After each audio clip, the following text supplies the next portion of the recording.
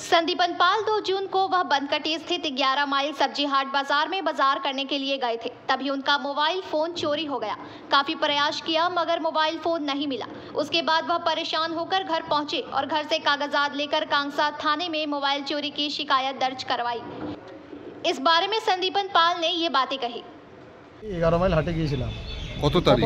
2 তারিখ রবিবার। সামনের দিকে তাকিয়ে 2 তারিখ রবিবার হাটে একজনের কাছে আমরা ফার্স্ট হাট করতে বসি বাইকটা রাখার পর। তো ওইখানে হাটের মাল নেওয়ার পর পয়সা দেওয়ার পর আমি যখন উঠছি বসে বসে মাল নিচ্ছিলাম, দেখছি পকেটে হাত দিয়ে ফোনটা নাই। হাটওয়ালাকে সঙ্গে সঙ্গে জিজ্ঞেস করলাম, এই তোমার এখানে ফোনটা চুরি হয়ে গেল।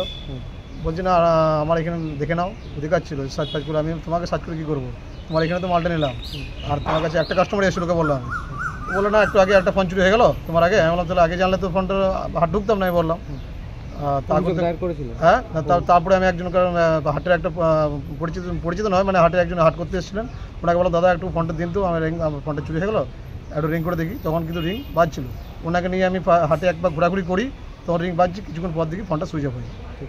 তারপরে আমি বাড়ি আসি। বাড়ি এসে আমার সব যা এমআই নাম্বার টাম্বার ছিল সব বের করে দরখাস্ত লিখে আমি কাঁকসা থানায় যাই। কাঁকসা থানায় কমপ্লেন করে আসি। কমপ্লেন করে আসার পর আমি জানছি যে তাহলে এটাতে তো ফোনপে টোনপে কিছু নেই, পয়সা একা চুরি হবে না, যেটাতে ফোনপে আছে সেটাতে পয়সা নেই, আমি এত গুরুত্ব দিলাম না। তারপর আমি যখন সিমটা 3 তারিখে সিটি সেন্টার থেকে নিই, সিমটা মোটামুটি একটা 10-15 নাগাদ নিয়েছি। তারপর 3টা নাগাদ থেকে আমি এত গুরুত্ব দিই না, মেসেজ আমাকে আসছে না।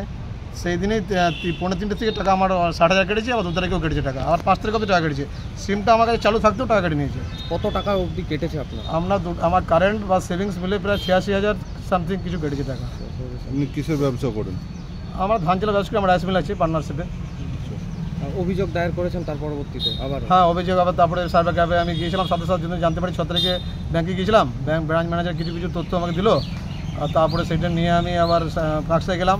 কাঁকসায় दुर्गापुर से निमाई दास की रिपोर्ट, PBTV न्यूज़।